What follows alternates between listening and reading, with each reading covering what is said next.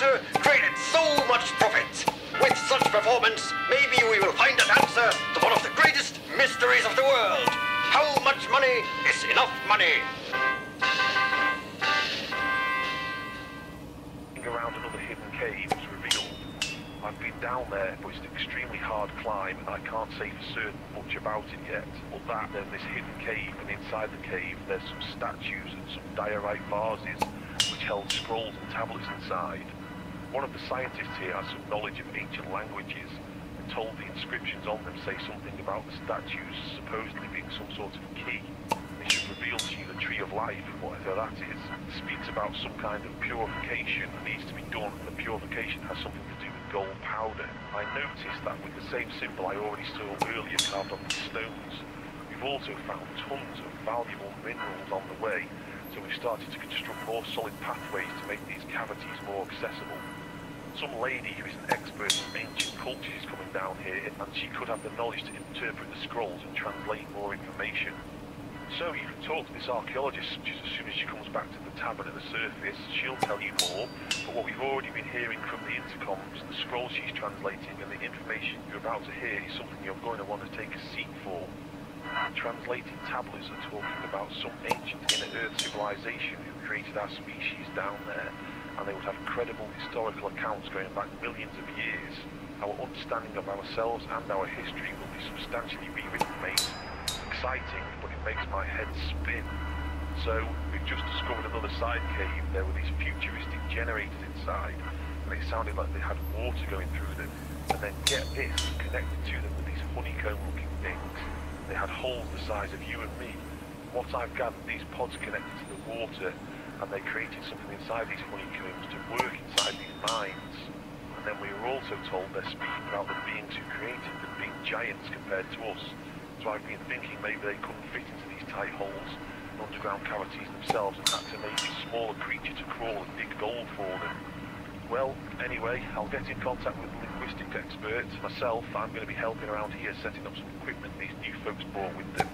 Apparently sonar the place and stuff. I'll catch you later. That was a field recording from subterranean expedition specialist Peregrine Purdy. It's all about the frequencies. Here's a song.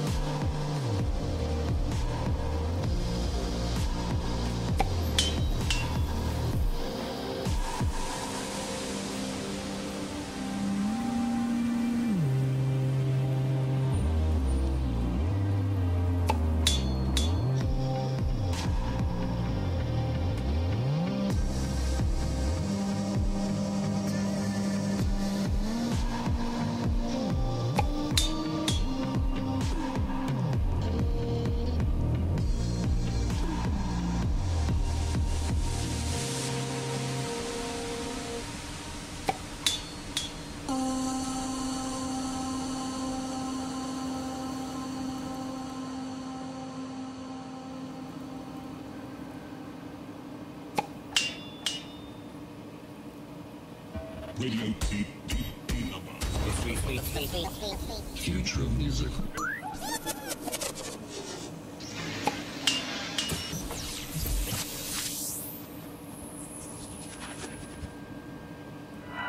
Have you ever wondered why schools teach us so little, if anything, about the world's first advanced civilization, especially when it introduced so many things we still use today? Why the mystery around these ancient sites which are now ravished war zones? After all, they spoke the first known language and left evidence of the first recorded writing. They offered a lot of intelligent contributions to humanity, so why aren't we taught more about this clearly advanced civilization? Well, connect the dots and you'll discover why the omissions could be deliberate. They were accurate in creating many advanced systems, yet we dismissed their history of our species as mere mythology. And why is that? Because if we gave the same credibility to their written history as we've given their inventions, we'd be teaching a completely different version of our origin, and we'd be thinking a lot more about what our future may hold. So a long time ago, I decided to let the archaeologists continue to debate the history and evolution of our species and go to the source, to look at the footprints of the gods and see what the first civilization ever to record history revealed about our past. And it was something that would certainly fascinate anyone capable of understanding what they've actually told us. I'm particularly interested in this once-lost civilization of our ancestors who used this arrowhead writing. It was a full-fledged writing system, but then something happened, and all knowledge of their history, language and technology, even their name, was eventually forgotten. Their secrets remained buried in the desert until quite recently, when we finally stumbled upon some ancient artifacts while hunting for this evidence. Then the linguistics provided historians with their first glimpse of this long-lost history and early literature. To this day, most of their tablets and scrolls are still yet to be translated, and we are finding astonishing places that echo with what some researchers like myself have been speaking about when translating these tablets and scrolls. Ancient creation stories talk about these beings that came to this planet a long time ago looking for gold, and when they established this vast gold mining empire here, they created us to dig for them. Some of the most ancient tribes from the other side of the globe even spoke in their wall art and folklore about their history of creation and how they were made underground.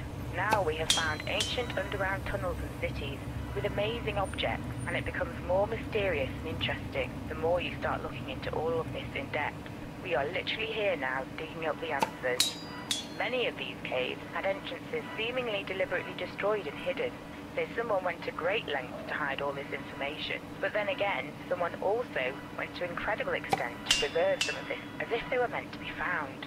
So it would unfortunately seem that the knowledge about them was suppressed as the entrances were destroyed, and some places were even looted clean. Thus we haven't found out about them until the modern advancement of technology and digging equipment has allowed us to access these places more easily and dig deeper.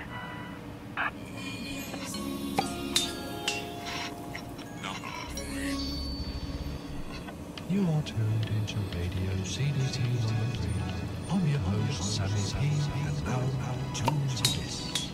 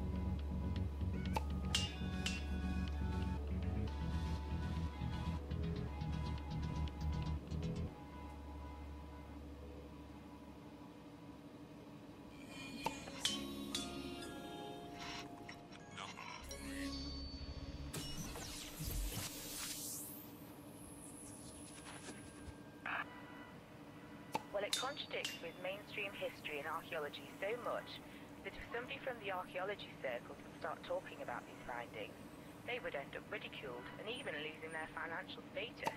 You know, even end up having their life ruined, just because of these predetermined views of the masses. Because, you see, unfortunately, modern archaeology has held very dogmatic views over this forgotten episode in our history. I've often tried to figure out why this opposition exists, and maybe it's natural human instinct to be territorial. And if your territory is your intellectual territory of a particular idea of the past, you're going to tend to resist any ideas that contradict that. And the stronger the ideas are, the stronger the resistance is going to be. The mainstream history books regurgitate over and over again the same knowledge that has been written down at a time when this current evidence was not dug up yet. And on these outdated mainstream records, the timeline stops at a certain time when it comes to vanished civilization. Throughout the ages, the ruling elite have known that we are not alone in the universe. There is this archaeological evidence that we were visited by extraterrestrials. They speak about these beings coming down from the heavens and that they were far more advanced. For example, there is some evidence to indicate that the ancients were aware of DNA and the double helix, as well as possible knowledge of the cosmos, including the planets of our very own solar system. And there certainly have been some unexplained gaps in our lineage. Now, if we look at evolution, we can find some missing skeletal links. There is this missing chapter in our development because, for example, how is it that we have so many dinosaur bones from what they say are millions of years ago, and here we are today, and we have essentially zero skeletons that show or justify the bridge of evolution to our modern form? So why the sudden jump? Why is there such mystery involving the massive change in the size of the brain and the cranial cavity? It seems now that we were influenced by an outside source, that beings came here and essentially combined us with some primitive species. So, they were masters of technology and genetic manipulation, and they genetically altered this species in their image. They were living on this planet to act as miners. Now the dots are being connected with these discoveries, found from across the planet, all seem to tell the same story about our past. And the ones found this weekend again confirm all of this, which is that we as a species were bioengineered underground by these older beings to dig gold for them. According to pictographs and texts, compared to us, these beings lived for many centuries and were much taller. And isn't that the further back you go in history, the more you're faced with giants, just like the prehistoric animals on the planet, for example the dinosaurs. There are many reports that these giants moved inside the Earth, into the inner Earth. They left the surface and never came back. And in their surviving texts that have been passed down to us, there is a very strong and intriguing reference to these 7 initiated giants and their breakaway civilization that went to this deeper plane. And now, when those statues were found, I recognize that we have encountered another crucial piece of this global puzzle. Mind-blowing stuff from Holly Santino, so pick up, pack up, boom, let's go. It's your boy Sammy P. Sometimes the wrong train can take us to the right place, and if it doesn't stop at your station, it is not your train.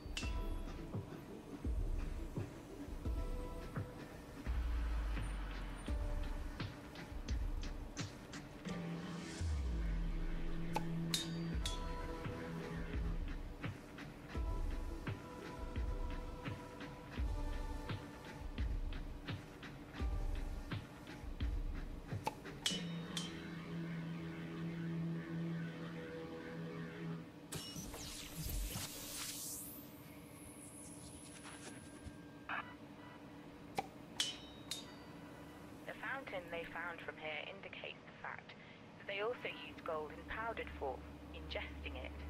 It is something called monoatomic gold, and they seem to have used it as a curative substance to keep them healthy, physically immortal against its numerous properties.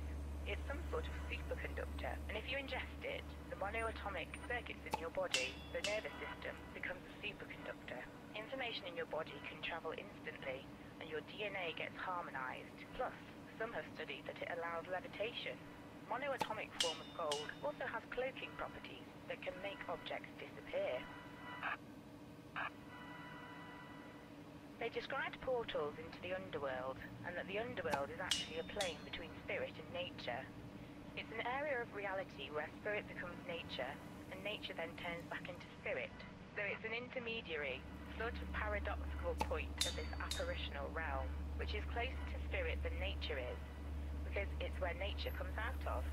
It's where the spirit initially starts to embody, starts to densify, and kind of fall into this frequency range. Now, they seem to be multidimensional beings. They're highly evolved and have been here for millions of years, according to some researchers, billions of years.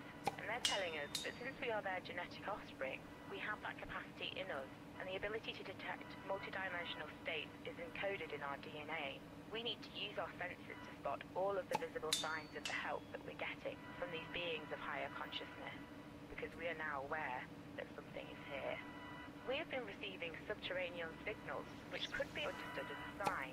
Some of these caves emanate strange energy and seem to disrupt our GPS signals, but ground-penetrating radar data shows us that sound and electromagnetic frequencies seem to come out of this cave system and occur occasionally. There were depictions of some sort of ancient technology that was possibly capable of utilizing these frequencies to maybe act as the power plant that created the energy for the technology for extraction of the gold from the tunnels and caves and separation of the minerals and whatever they needed to do. It seems that the technology they were using sound as an energy and knowing how to amplify it. We are beginning to find out that sound is a primordial form of energy, and we've seen carvings that depicted two of these discovered tuning fork-looking things, attached by some sort of wiring. We also know from all the research done by archaeologists on ancient megalithic sites across the world that acoustics were widely understood by the ancients and were certainly taken into account when building stone structures, such as the ones found down here around the pyramid. Many of these observed sites share unquestionable acoustic properties that could well have amplified sound waves to vibrate these kind of fork tools at a constant pitch. We'll continue to observe the signs as we're being guided towards something wonderful. I wouldn't be surprised if we were being observed by these intelligent beings. I mean, we have to remind ourselves that our radio and television waves have been broadcasted and blasted out into space in basically every direction at the speed of light. We intercept this frequency from non-specific image to bring message. We come out of the frequency global code system message. Can I build this moment recorded? We both exist as a biotic relationship that cycle and flow all of the known dimensions.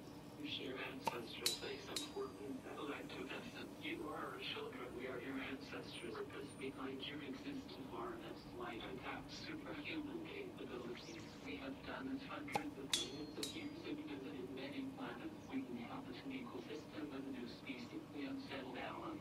Maintaining this balance after cover the planet with all dust. Keeping rising temperature of the mass at an optimal level. Creation always involves old mining operation. We shape it more than the idea of who you are, the idea of who you are, the ascension to higher realms to stop control. Cycle of insanity, spiritual, very biological evolution, very unique species, superior ways. We care for you like mother cares for child. We are created to splicing DNA from our cell and development sequence. Existence concerned on sequence. We know they stop harmful control, pattern control tools like us. Money and a global system don't need money. Create a world system species, create the richest and holding harmonic world.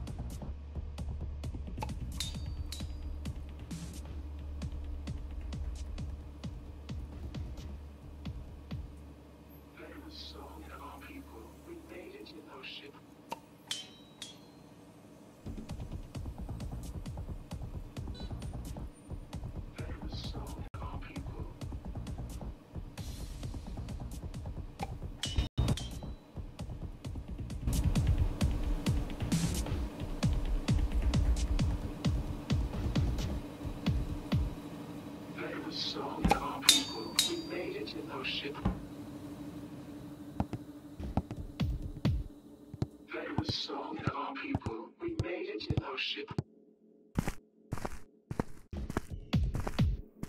Famous song of our people, we made it in our ship.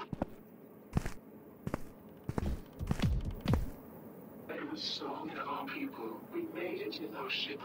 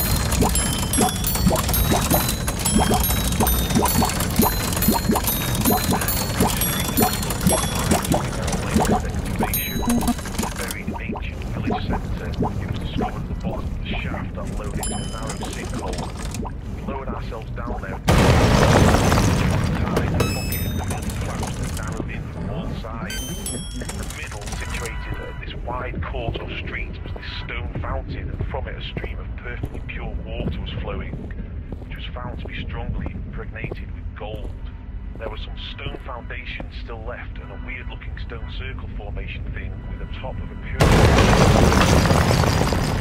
pyramid is located over an underground river which acts as some sort of natural generator. It's covered in bright casings.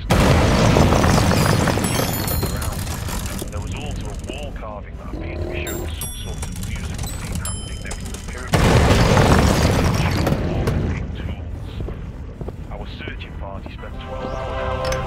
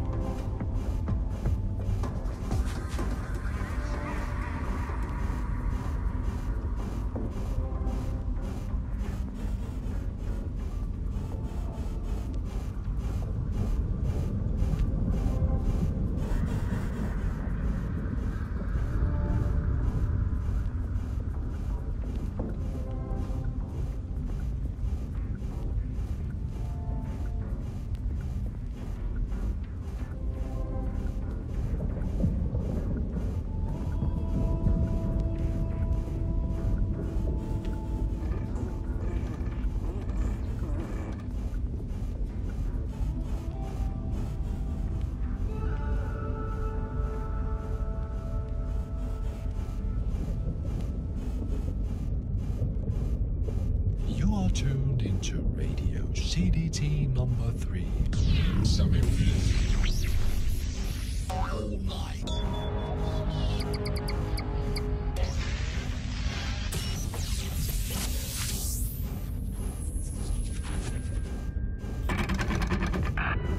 I've been down there and seen some amazing stuff.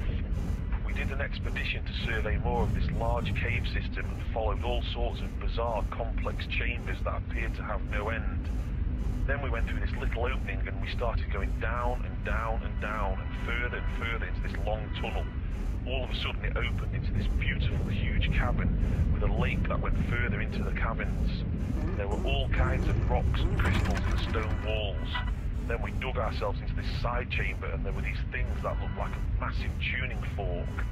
It looks like we found some sort of ancient gold mining operation with some weird tools and artifacts still in it.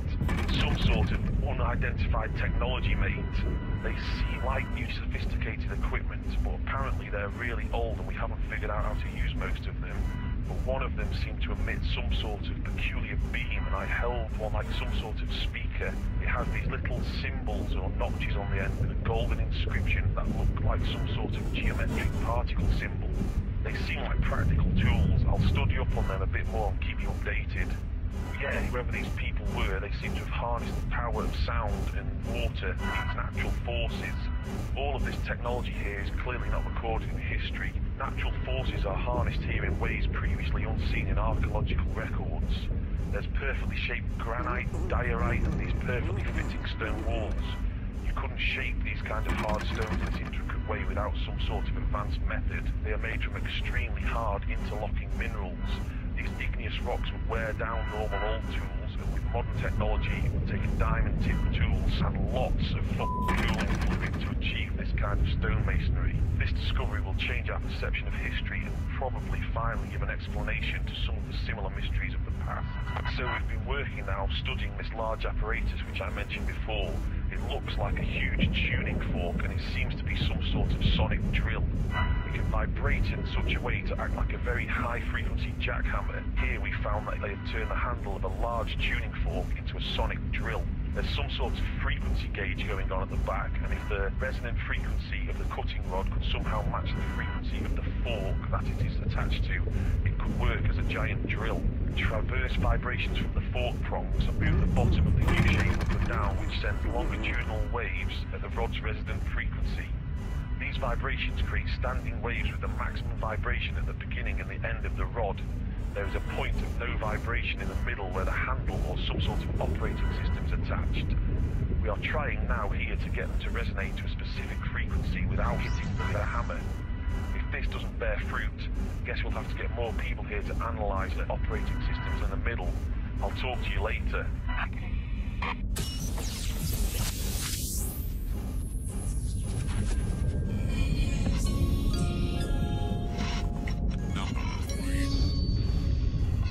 You are tuned into Radio CDT number 3. I'm your host, Sammy P, and now tune into this.